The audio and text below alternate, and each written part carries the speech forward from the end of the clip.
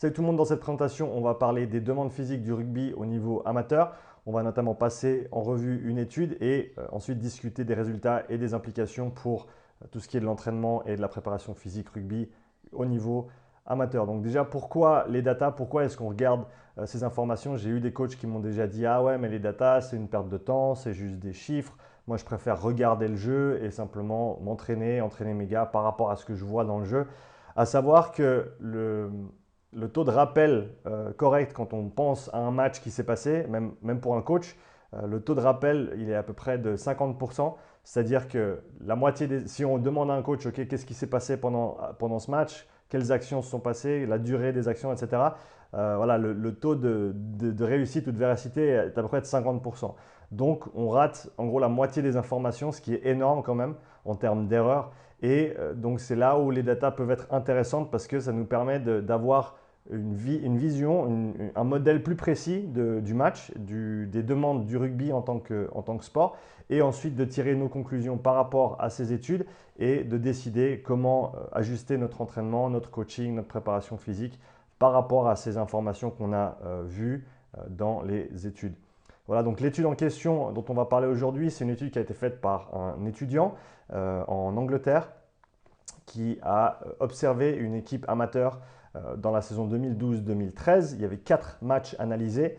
Sur chaque match, ils ont regardé 5 avant et 5 arrière. Et donc, c'était pour un travail à l'université, travail de bachelor en sciences et en sciences de l'exercice et du sport. Donc, ce n'est pas, entre guillemets, une étude professionnelle, mais je vous laisserai bien sûr le lien dans la description pour aller voir par vous-même les méthodes qui ont été utilisées, les outils de vérification qu'ils ont utilisés aussi pour voir si leurs observations étaient justes ou pas, ou si elles étaient assez précises pour pouvoir paraître dans un papier comme ça. Donc comme j'ai dit, si vous voulez lire le papier en entier, je vous le conseille grandement et je vous laisserai le lien dans la description. Alors pourquoi cette étude? Il y a deux raisons pour lesquelles j'aime cette étude et je vais en parler aujourd'hui parce que c'est clair qu'il y en a d'autres, des études sur les demandes du rugby. Déjà, c'est que c'est une analyse qui a été faite spécifiquement sur le niveau amateur. Ce qu'on retrouve nulle part d'autre, en tout cas ce que moi j'ai trouvé nulle part d'autre. Il y a pas mal de papiers qui ont été publiés sur les demandes du rugby au niveau professionnel, et ça c'est une chose, mais à savoir que les équipes amateurs, eh ben, le niveau est différent. Les demandes physiques sont certainement différentes aussi du fait de la différence de vitesse de jeu, etc., de conditionnement des joueurs. Et donc, c'est intéressant de voir une étude qui a été faite spécifiquement sur une équipe amateur. Voilà. Une autre chose que j'aime bien, c'est la façon dont ils ont catégorisé les efforts.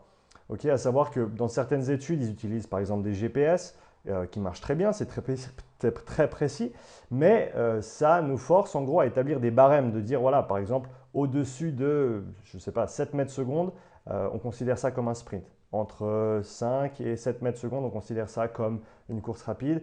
Ce qui est intéressant pour moi, le problème avec ces barèmes qu'on établit, c'est que c'est rarement des barèmes qui sont établis par rapport à, par exemple, la Vmax du joueur. D'accord? C'est des barèmes un petit peu arbitraires. Et donc, un pilier, il n'aura pas la même Vmax qu'un ailier. Et donc, si on regarde que les datas GPS et qu'on regarde par rapport à des barèmes qui sont fixes, et non pas des barèmes qui sont en pourcentage de Vmax par exemple, on peut se trouver dans des situations où on dit ah ben celui-là il était juste en train de faire un jog, alors que en fait peut-être pour un pilier c'était bien plus qu'un jogging. Donc ce qu'ils ont fait, c'est qu'ils ont séparé les efforts en 6 catégories. On va commencer à regarder, à jeter un œil aux résultats. Donc les 6 catégories, c'était standing still, donc statique, sans mouvement, walking, donc en marchant, jogging, donc un footing ou un jog, striding, donc la course rapide, et sprinting qui était un effort maximal de course. Et ensuite, static exertion, c'est tout ce qui était des phases statiques de combat. Donc ils ont compté les rocks, les mêlées, les mauls, les plaquages et aussi ce qui se passait dans les phases de touche. Donc ça, c'est il y a trois résultats ou on va dire trois choses qu'ils ont observées principalement. La première, c'est ce que vous voyez dans ce tableau-là, c'est les temps, le nombre d'efforts dans chaque catégorie. Et ils ont toujours séparé avant, arrière pour justement essayer d'explorer les différences ou les similarités entre ces deux groupes-là. Donc là, dans ce premier tableau, vous voyez le nombre de chaque type de mouvement ou type d'effort que les avants et les arrières ont fait respectivement pendant les matchs. On reviendra sur ces résultats après. Le deuxième paramètre qu'ils ont regardé, c'est la durée totale dans chaque type d'effort. D'accord? Donc, par exemple, on voit que les avants, ils ont passé en moyenne 2000 secondes debout sans bouger. Ils ont passé 650 secondes en moyenne en phase de combat ou en phase de contact par rapport aux arrières qui ont passé 1731 en moyenne secondes sans bouger et 115 secondes en phase de combat. Troisième chose qu'ils ont regardé, c'est la durée moyenne de chaque type d'effort. D'accord? Donc on voit ici que, par exemple, en termes de sprint et en termes de course rapide, eh ben, les durées de course rapide et de sprint étaient très similaires entre les avants et les arrières, ce qui est assez intéressant, alors que les phases de combat, on voit une plus grande différence où les avants, ils passent un petit peu plus de temps dans ces phases-là. Donc, je pense que là, ce que j'ai fait, c'est que j'ai essayé de simplifier ces résultats dans ce tableau. Donc, pour vous compreniez un petit peu comment j'ai catégorisé les choses, j'ai pris les trois catégories d'efforts qu'ils avaient déterminées, donc statique, marche et footing ou jogging, et je les ai rassemblés et je les ai classifiés comme course de basse intensité. Et là, on peut voir par rapport aux résultats que l'étude a donné que les avants passent entre 65 et 75 minutes par match dans cette zone de basse intensité. Donc, entre 80 et 90% du match passé dans ces zones de basse intensité. On peut tous s'accorder sur le fait qu'un footing, un jog, c'est de la basse intensité.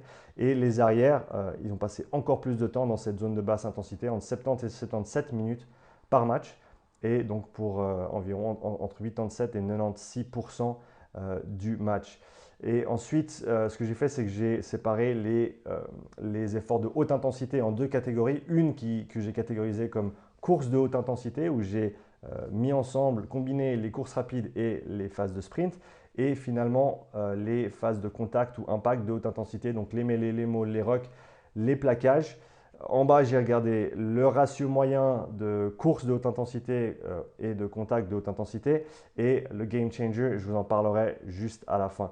Donc pour regarder un petit peu ces points intéressants, les points intéressants à relever pour moi, c'est déjà, voilà, comme je l'ai dit précédemment, le temps que les joueurs ont passé dans cette zone de basse intensité, ce qui est énorme quand même par rapport à ce qu'on peut penser, par rapport aux demandes du jeu. C'est clair que si on regarde le ballon bouger, si on prend juste un chronomètre et qu'on se dit, voilà, je chronomètre quand le ballon il bouge et je arrête le chronomètre quand le ballon ne bouge pas, on va tomber sur un résultat d'à peu près 50-50, hein, avec des phases de jeu d'une trentaine de secondes et ensuite des phases de repos ou de transition d'une trentaine de secondes aussi. Donc voilà, c'est du 50-50 en gros, en termes de haute intensité ou de déplacement et ensuite de basse intensité ou de repos. Alors que là, ça nous donne un aperçu qui est complètement différent par rapport à ça, d'accord? Donc ils ont observé les joueurs et ils ont déterminé, ok, ce joueur-là, il est en train de marcher, maintenant il est en train de jogger, maintenant il est en train de courir vite, maintenant il est en train de sprinter, maintenant il est en train de faire un plaquage, un rock, un maul, etc. Donc ils ont vraiment bien décortiqué toutes ces catégories sur chaque match pour chaque joueur qu'ils ont observé. Et donc, c'est pour moi, hein, en tout cas, même si j'avais déjà regardé un petit peu quelques études qui avaient été faites sur le sujet, c'est quand même des chiffres qui sont très très hauts et ça peut nous amener à tirer certaines conclusions dont on parlera après. La deuxième chose qui est intéressante à regarder pour moi, c'est le temps des efforts. D'accord? La durée de chaque effort de haute intensité, que ce soit dans les courses ou dans les phases de contact. Et là, on voit que c'est très similaire entre les avants et les arrières au niveau de la course, d'accord, entre 3 et 5 secondes en moyenne par effort de course rapide, à savoir qu'il y a un petit peu plus de sprints qui ont été effectués par les arrières dans un match en moyenne, comparé aux avants. Par contre, dans les phases de combat, là, on voit que les avants, ils passent nettement plus de temps. Ils passent nettement plus de temps pendant ces efforts, donc les efforts sont un peu plus longs, mais quand même, on voit que tous ces efforts de haute intensité sont en dessous de 10 secondes, largement en dessous de 10 secondes pour certains, vu qu'ils sont 3 et 5 secondes sur les courses, un petit peu plus près de 10 secondes pour les phases de contact et impact pour les avants. Et donc en regardant tous ces résultats, on voit que, par exemple, le ratio de course de haute intensité et contact de haute intensité, il est extrêmement différent entre les avants et les arrières. On voit que, par exemple, les avants, ils font entre 10 et 25 courses de haute intensité par match, alors qu'ils font entre 70 et 100 efforts de contact, en termes de contact de haute intensité par match, ce qui est énorme comme différence. Donc pour chaque course rapide ou sprint qu'ils font, ils font à peu près 5 efforts de haute intensité en phase de contact. Et pour les arrières, le ratio, il est pas complètement inversé, mais il est très très différent. C'est-à-dire qu'ils font une phase de contact pour chaque course et demie. En gros, quand ils font 3 courses, ils font 2 phases de contact.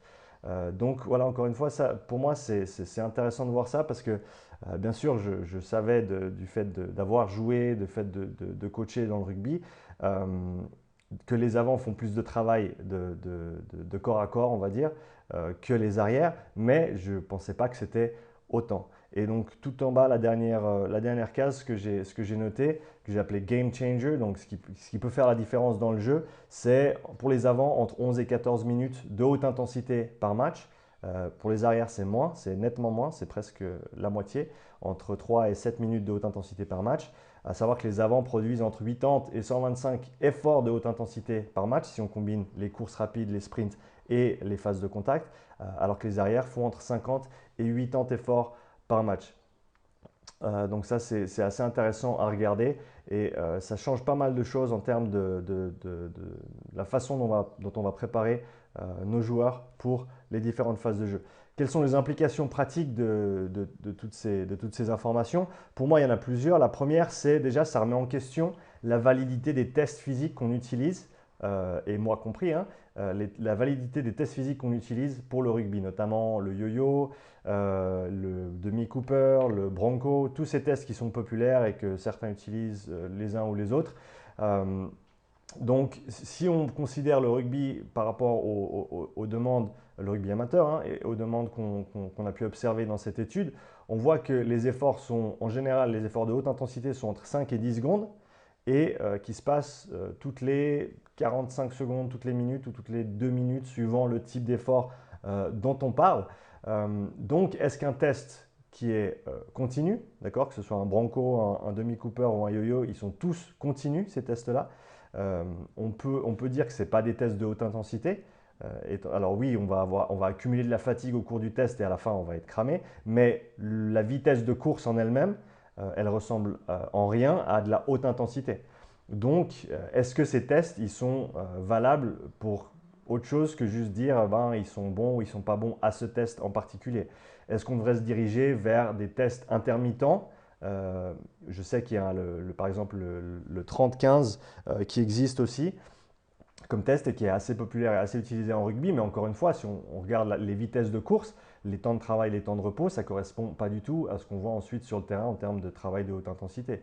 Donc, à remettre en question quel test on utilise et pourquoi, et est-ce qu'on utiliserait plutôt un test de répétition d'efforts de haute intensité, par exemple sur 5 secondes d'effort et 25 secondes de repos, ou même plus, et essayer de répéter ça un certain nombre de fois et voir ensuite si on arrive à reproduire les mêmes intensités d'effort, donc couvrir les mêmes distances dans le temps donné, pour les arrières notamment, et pour les avants, est-ce qu'on pourrait déterminer un test dans le même ordre d'idée avec un temps de travail qui est court et ensuite un temps de repos derrière qui est bien plus conséquent que ce qu'on fait généralement, mais qui inclut plutôt des phases de combat, des phases de lutte, surtout pour le 5 de devant. Donc ça, c'est la première question que je me pose. Ensuite, la deuxième question, c'est en termes d'entraînement d'efforts maximaux, en termes de sprint et en termes de combat. Est-ce qu'on fait assez de travail de vitesse, de travail pur de vitesse, hein, parce que du 3 à 5 secondes, c'est très court et donc ça va être très intense quand ça se fait en termes de course. Les phases de combat entre 5, pour faire la moyenne entre les avants et les arrières, entre 5 et 10 secondes d'effort de haute intensité en termes de contact. Est-ce qu'on travaille ces phases de contact de manière intensive, de manière explosive même, avec cette tranche de temps, cette durée d'effort à chaque fois travailler? Est-ce qu'on le fait assez? Alors pour ma part, je sais que d'après ce que j'ai fait ou par rapport à ce que j'ai fait l'année dernière avec l'équipe, on n'a pas fait, à mon avis, assez de travail de combat et c'est notamment une chose qui est remontée quand j'ai demandé un petit peu de feedback aux joueurs sur leur préparation. Ils étaient super en canne pour la course avec les protocoles qu'on a utilisés. Par contre, les avants, ils ont noté plusieurs fois que on n'a pas nécessairement fait. Ils ont fait du travail technique, du travail tactique, pour tout ce qui est mêlée, pour tout ce qui est plaquage, pour tout ce qui est touche. Mais est-ce qu'ils étaient prêts physiquement à répéter ces efforts de haute intensité pendant le match. Alors il s'avère qu'on n'avait pas assez fait et c'est clair quand on regarde les datas qui sont sorties dans cette étude, à mon avis, il faut qu'on en fasse beaucoup plus, surtout pour les avants. Ensuite, donc la suite logique de ça, c'est produire des efforts d'intensité maximale, que ce soit en course ou en phase de combat, et ensuite entraîner pour pouvoir répéter au cours d'un match ces efforts de haute intensité sans perdre l'intensité. Parce que c'est clair que le match, il va être souvent gagné ou perdu dans ces phases-là. Ce n'est pas sur une phase statique, ce n'est pas sur une phase en marchant ou une phase en jog qu'on va faire la différence et qu'on va marquer des essais ou prendre des essais. Donc, vraiment, le nerf de la guerre, c'est ces phases de haute intensité qui sont très très courtes et qui s'échelonnent au cours du match avec beaucoup plus de contacts pour les avants et plus de courses pour les arrières. Donc, comment est-ce qu'on entraîne ces répétitions d'efforts maximaux dans la préparation physique? Ça, c'est une question, je pense, qui est très importante à relever. Et dernier point pour moi, quelque chose que je vais mettre en place cette année, que je vais changer avec la préparation physique, c'est que dans la première phase, on va faire une phase générale où tout le monde va se préparer ensemble. Et dans la phase spécifique, dans un deuxième temps, je vais séparer avant-arrière pour pouvoir, encore une fois, me focaliser un petit peu plus sur les demandes spécifiques de ces deux groupes de joueurs, notamment avec les avants qui ont plus de travail à faire que les arrières en termes d'efforts de haute intensité par match. Ils ont une fréquence aussi d'efforts de haute intensité dans le match qui est plus haute.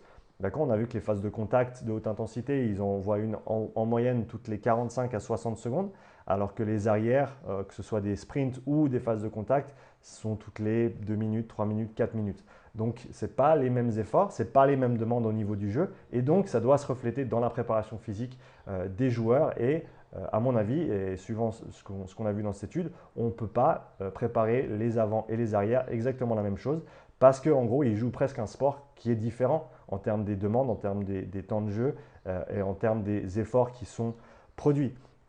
Voilà, donc si vous avez des questions ou des remarques là-dessus, je suis absolument ouvert à la conversation. C'est d'ailleurs le but de cette présentation, c'est d'essayer d'engager une conversation qui est productive avec d'autres préparateurs physiques, avec d'autres coachs de rugby et coachs sportifs. Et donc, si vous avez des questions, des remarques sur que ce soit la présentation, l'étude en elle-même, les conclusions que j'en ai tirées, n'hésitez pas à mettre vos commentaires sous cette vidéo et je me ferai un plaisir de vous répondre.